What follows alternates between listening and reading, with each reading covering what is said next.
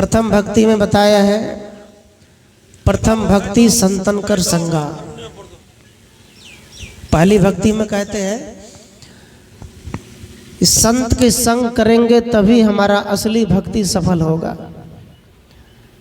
आजकल लोग केला बाड़ी, बोर गाछ, बांस, खूटा, पहाड़, इन सब का संग ज़्यादा करता है, संत का संग कम करता है, इसलिए असली भक्ति नहीं हो पाता है। तो रामायण में सदगुरु कबीर साहब की परंपरा में आचार्य सदगुरु धर्म स्वरूप साहब जी ने 9 प्रकार की भक्ति बताए हैं। तो 9 भक्ति क्या है? पहली भक्ति में कहते हैं कि भक्ति किसकी करनी चाहिए। तो आचार्य सदगुरु धर्म स्वरूप साहब जी ने कहा, अजर अमर अखंड नित्य निराधार सर्वज्ञाता सर्वद्रष्टा। कहा जो अजर अमर आत्मा है, आत्मा है तो हम प्रसाद चढ़ाते हैं, आत्मा है तो हम मंदिर बनाते हैं, आत्मा है तो हम मस्जिद भी बनाते हैं, आत्मा है तो दुनिया की सब काम होता है, आत्मा है तो माता पिता के रिश्ता है। जिस दिन आत्मा शरीर छोड़कर निकल जाते हैं कोई रिश्ता नाता नहीं होता है। इसलिए कहा 9 प्रकार की भक्ति में सबसे पहली भक्ति है जो अजर अमर आत्मा है, उस आत्मज्ञान प्राप्त करो और आत्मा की पूजा करो। जिंदा में संत गुरुजन है, माता पिता है, इनकी पूजा करो। ये पहली भक्ति है और यही असली भक्ति है। दूसरी भक्ति में कहते हैं शब्द उपदेष्टा पारख निष्ठ विवेक वैरागवान प्रत्यक्ष संत सदगुरु की सेवा भक्ति एवं उपासना करनी चाहिए। पारखनिष्ठ मतलब परखने वाला, जो परखता है, देवी देवता के बारे में जानता है, असली नकली के बारे में परख करता है, कहते हैं ऐसे सदगुरु की उपासना करनी चाहिए, नित्य ध्यान अभ्यास करनी चाहिए। और इनकी उपासना करते करते ही अंदर की आत्मज्ञान जग जाता है और जिसको आत्मज्ञान जग जाता है वो घर को ही मंदिर समझ लेता है, घर के परिवार को ही भगवान समझ लेता है, फिर वो बाहर नहीं खोजता कुछ। तीसरी भक्ति में कहते हैं विवेक पूर्वक सदग्रंथों का अध्ययन करना चाहिए। कहते किताब तो पढ़ो लेकिन किताब में कुछ गलती भी लिखी गई उसको छान विचार करो। किसी ने कहा कि बजरंगबली ने सूरज को निगल गया, लोगों ने मान लिया। अब विचार ये करना है कि सूरज केवल भारत में नहीं, ऐसी बात नहीं, सूरज तो पाकिस्तान, जापान, चाइना सब जगह है। तो बजरंगबली सूरज को कैसे निगला होगा? केवल भारत का सूरज है, पूरे विश्व में सूरज है तो कैसे निगल जाएगा? सूरज निगलने का मतलब है कि बजरंगबली बचपन से ही आत्मज्ञान को पीना शुरू कर दिए थे, आत्मज्ञान में जीना शुरू कर दिए थे। आत्मज्ञान को पीना ही सूरज को निकलना है। तो कहते विवेक पूर्वक सदग्रंथ का अध्ययन करना चाहिए, दृष्टा दृश्य का नित्य अभ्यास करना चाहिए। लोग कहते कि भगवान का दर्शन होगा, लेकिन भगवान का जो दर्शन होगा वो छूट जाएगा। आँख से दिखने में जो चीज़ आता है, संसार में जो चीज़ हम देखते हैं वो सब छूट जाता है, लेकिन जो अनुभव करते हैं, जो आत्मज्ञान अनुभव करते हैं वो छूटता नहीं है। वो कर्म संस्कार मनुष्य के मरते दम तक उनके साथ में जाता है। जैसा कर्म होगा, जैसा मन होगा, जैसा सोचेगा, जैसी वाणी होगी, जैसा संस्कार होगा, वो सब कर्म आदमी के साथ मरते समय चला जाता है। तो कहते हैं तीसरी भक्ति में ग्रंथ पढ़ो लेकिन जानबूझकर, बुझ समझकर पढ़ो। कैसे? एक बार एक लड़का ससुराल चला गया, ससुराल गया तो उसको घी खाने की आदत था। तो घी खाने की आदत में तो ससुराल गए तो ससुराल में घी खत्म हो गया था, घी था ही नहीं। तो लड़की ने माँ से कहा माँ घी तो नहीं है तो कैसे खिलाएंगे? कहा अरे सुनो बेटी, शीशा में जो लगा होगा ना घी, रोटी घुसा दो, अब पोंछ के निकाल लो, वही घी सब में लगा देना। तो लड़की ने कहा कि मेजबान तो 4 ठो है, तो चारों को कैसे होगा? एक शीशा में से घी जब खत्म है तो कैसे निकलेगा? का एक काम करो, अपने दूल्हा को रोटी लगा देना, अब भात भी बनाओ, भात भी परस देना, और रोटी में घी लगा करके भात के नीचे में दाब देना, ताकि चारों को पता न चले, तो तुम्हारा पति खा लेगा चुपचाप। ऐसे ही किया, तो रोटी में घी लगा हुआ था, भात के नीचे डाल दिया।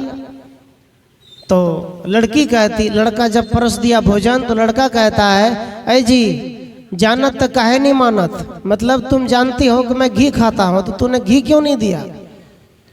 हमको घी खाने की आदत है, घी डालो मेरे में। तो लड़की भी वहां से कह दिया, जी जब सानब तब जानब। अब इशारे में कह दिया, अब समझने वाला समझ जाएगा। लड़का ने कहा कि जानत तो काहे नहीं मानत, लड़की ने कहा सानब तब जानब, मतलब भात को सानिए, देखिए तोर में तो रोटी में घी लगा हुआ है, चुपचाप खा लो, हल्ला मत करना, नहीं तो मेजबान सब देखेगा तो बोलेगा पति को दिया हमको नहीं दिया, बेइज्जती होगा। इस प्रकार से जानब तब सानब। यहाँ कहते ग्रंथ पढ़ो, किताब पढ़ो, रामायण पढ़ो, भागवत पढ़ो, जो भी पढ़ो, या देवी देवता की पूजा करो, लेकिन पहले जान लो तब मान लो। बिना जाने दौड़त लगाते हो, बिना जाने। यहाँ से लोग कहाँ चले गए थे? अभी कुंभ में बहुत भीड़ लगा, बहुत लोग मारे भी गए, बहुत लोग खत्म हो गए, हम तो जाने नहीं। कितने लोगों ने क्या किया, कितने लोगों ने अपने घर में मोटर चला दिया, कठोत में पानी भर दिया, और मोटर की पाइप रख दिया, और सास ससुर को उसमें बैठा दिया, और वही पानी से नहा लिया। हो गया ना बड़ा कुंभ, नहा लिया कि नहीं है? माँ बाप की चरण में कठोत रख दिया, वही पानी से सिर पर लोटा से डाल लिया, तो कुंभ नहा लिया कि नहीं नहा लिया? ये असली कुंभ हो गया। तो ये है विवेकवान, जो ज्ञानी है उनके लिए ये बात है। तब कहते हैं 8वीं भक्ति में कहते हैं, शुद्ध स्वच्छ वेश सत्य अहिंसा के प्रतीक गर्दन में माला धारण करनी चाहिए। मांस, मछली, मदिरा, मादक द्रव्य, गांजा, भांग, बीड़ी, सिगरेट, खैनी, जर्दा आदि नितांत निषिद्ध है।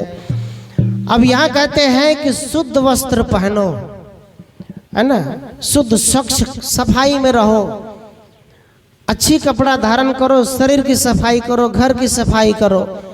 संत गुरुजन आ जाए तो अपने द्वार, किचन, घर, रूम, कमरे, जाला मुकरा सब कुछ साफ करो, है ना। इस प्रकार से सत्य अहिंसा, अहिंसा का मतलब मांस मछली का त्याग करो, और गले में माला धारण करो, गले में एक माला पहन लो। ये माला रहने से आपको भूत भी नहीं लगेगा, ये माला रहने से आपको काल कलेश भी नहीं लग सकता है। तो ये माला गले में रहना चाहिए, बिना माला के गला अच्छा नहीं लगता।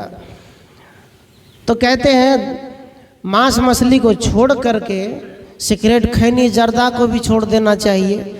सत्संग जब करते हैं, गुरु से माला ले लिए हैं, भजन भेद ले लिए हैं, तो उस आदमी का सबसे बड़ा पहला कर्तव्य यही होता है कि वो सबसे पहले खैनी को फेंक दे। सत्संग का पहला कदम यही है ना। सत्संग में जब गुरु महाराज के पास गए, माला ले लिए, तो पहला काम है कि एक छोटा सा खैनी को फेंक देना चाहिए। इसको जब फेंक देंगे तो धीरे धीरे हम बड़ी बड़ी गलती को भी छोड़ सकते हैं। तो बड़ी बड़ी गलती जब छूट जाएगा तो वही गुरु महाराज के वचन से जीवन का उद्धार हो जाएगा। फिर चुगली छूट जाएगा, ज़्यादा झूठ बोलना छूट जाएगा, कपट छूट जाएगा। तो इस प्रकार से भक्ति करने के लिए सदगुरु कहते हैं कि ऐसा भक्ति करो। तब कहते हैं कि 9 प्रकार की भक्ति, अंतिम भक्ति में कहते हैं जाति मजहब। जाति के मजहब का मतलब होता है आज से 20 साल पहले, 25 साल पहले, मुझे याद है मैं कामत पे के वहाँ राम टोला है, वहाँ एक सत्संग हो रहा था जब मैं घर में था। तो सत्संग में मैं गया, उस तरफ एक सत्संग चल रहा था कुछ रामानंदी का।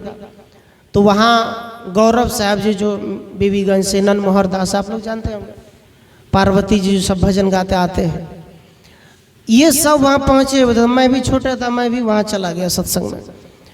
मैं देखा कि वहाँ के पंडित पुजारी ने उस सभी साधु को भगा दिया, अरे अछूत हो गया, ये कबीरा आ गया, अछूत हो गया। तब मैं आज विचार करता हूँ कि कितना छुआछूत था पहले भारत देश में, कितना छुआछूत था पहले। चमार के यहाँ भोजन नहीं करते थे लोग, मुसहर के यहाँ नहीं खाते थे, पानी नहीं पीते थे, पानी नहीं चलता था, पूछते थे कौन सा जाति, तब पानी पीते थे। अब तो सबके यहाँ खाना पीना चलता है। तो इसको कौन मिटाया? कबीर साहब, संत रविदास, भगवान गौतम बुद्ध, नानक देव, इस सभी संतों ने, बाबा में ही जब बिहार क्षेत्र में प्रचार प्रसार हुआ, इन सभी संतों ने इन सभी भ्रांति छुआछूत को मिटाया। तो यहाँ कहते जाति मजहब, जाति पाति को हटा दो, कोई ऊंच नहीं कोई नीच नहीं, जिसके मुंह में ठोर में खैनी है, जिसके कान पे बीड़ी है, सिगरेट है, जिसके हाथ में बोतल है, जिसके मुख में गांजा है, जिसके मन में चुगली निंदा शिकायत है, वो आदमी अछूत है, वो शुद्ध नहीं हो सकता है। और शुद्ध तभी होगा जब वो गुरु का भक्ति करेगा, सत्संग करेगा। तो मैं तब उस समय देखा कि इस भारत देश में बहुत छुआछूत था, जो एक दूसरे को अछूत मानते थे लोग, लेकिन आज सब एक साथ मिलकर चल रहे हैं। राम वाले भी कबीर में जाते, कबीर वाले राम में जा रहे, मैं ही बाबा कबीर बाबा, कोई अंतर नहीं रहा, छुआछूत को मिटाया।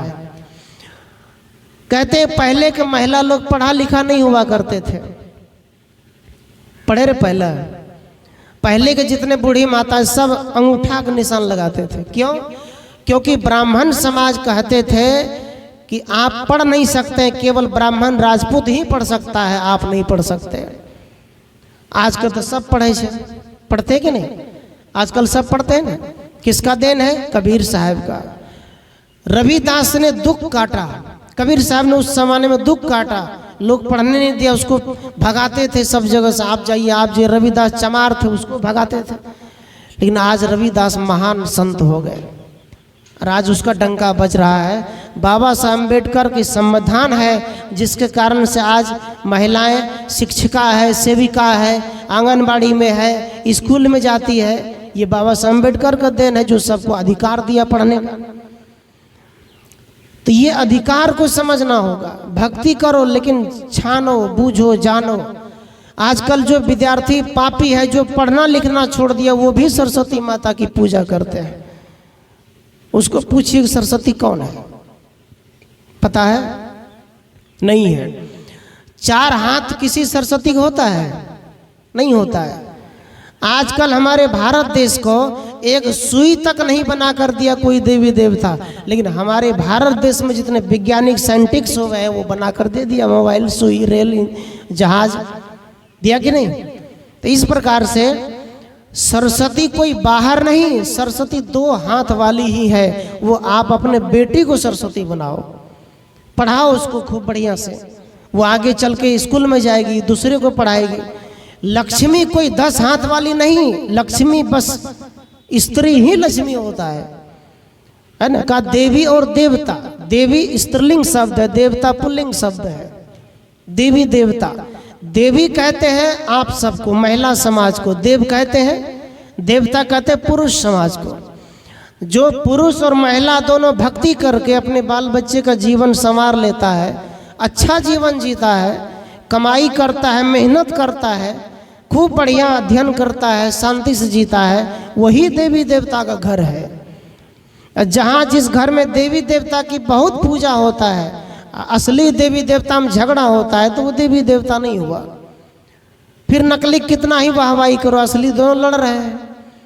तो देवी देवता देवी स्त्री है। जैसे मुझे मेरी माँ ने जन्म दिया है ना, तो मैं एक सत्संग के प्रभाव से साधना मार्ग में आ गया, मैं देव हो गया है ना।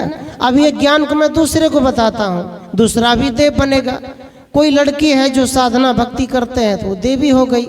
कोई नहीं भी जाते सत्संग में, यदि घर में प्रेम से रहते हैं, अपना काम समय से करते, पूजा पाठ करते हैं, सास ससुर का ध्यान रखते हैं, तो वो देवी हो गई। बाहर देवी देवता अलग नहीं, देवी देवता हमारे ही घर में है। तो कबीर साहब कहते हैं जाति मजहब छोड़कर सबके शास्त्रों से अच्छा अच्छा ज्ञान अध्ययन करना